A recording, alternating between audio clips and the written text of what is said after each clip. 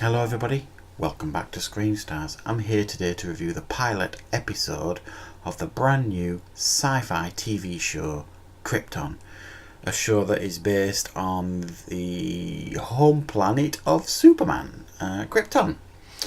This is a show that I did a trailer reaction for some weeks ago. I thought the show looked interesting, but I've not actually been overly excited to see this show, and that's for a number of reasons. First and foremost, I'm not a huge fan of prequels. Sometimes, mainly because we know where it all ends up. We know what happens to Krypton. We know what happens to the Kal-El family, the L's and the Zods, and all this kind of stuff. All that mythos has been laid down many times before, so we know where it's all heading. So what are they going to add fresh and new to this? And mainly, as well, I'm not a huge fan of like superhero TV shows. I don't watch the Marvel shows, generally speaking, or the DC shows, the Flash and Legends of Tomorrow and Gotham and all that kind of stuff. I just think sometimes they can muddy the waters. But I've watched the pilot episode for this now, and I'll be honest, I found it quite enjoyable and quite interesting. It was almost like a little bit like Game of Thrones in space, if you like, a little bit. Quite an interesting, complex political drama going on. And what we get initially at the beginning is we meet the elder statesman of the L family, who is played by, and I forget his name now, but he was in Game of Thrones actually. And he is convicted for treason by the councillors, rulers of Krypton, and sentenced to death. We then meet the L family. I think it's 14 years later. They've been stripped of rank now, so they don't have a rank or a family name sort of thing. They're living down in the squalor suburbs of Krypton.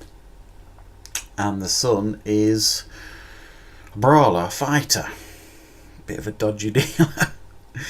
And he is met by Adam Strange, who has come from our time, which I thought was an interesting idea, to inform him that his family legacy is in serious danger and his grandson, Kal-El, Superman, is in danger of never existing if he doesn't act. And he gives him like this sunstone that, it's like the key, and he tells him to find the fortress of solitude.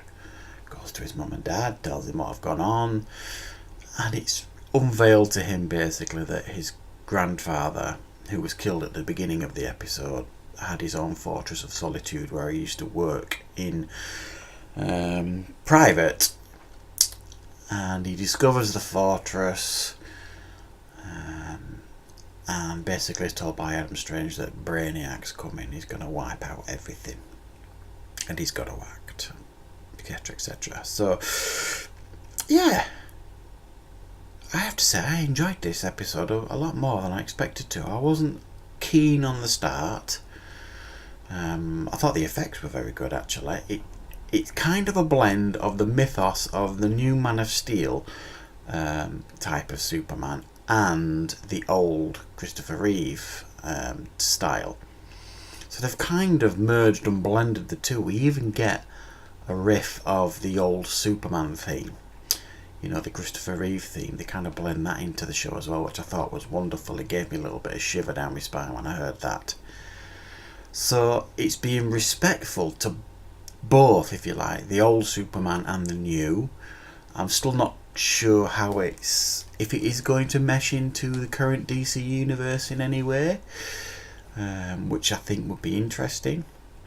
But like I say, it kind of felt a bit like a political drama in space. There's all these houses, like I say, you've got the L's and you've got the Vexes and you've got the Zods.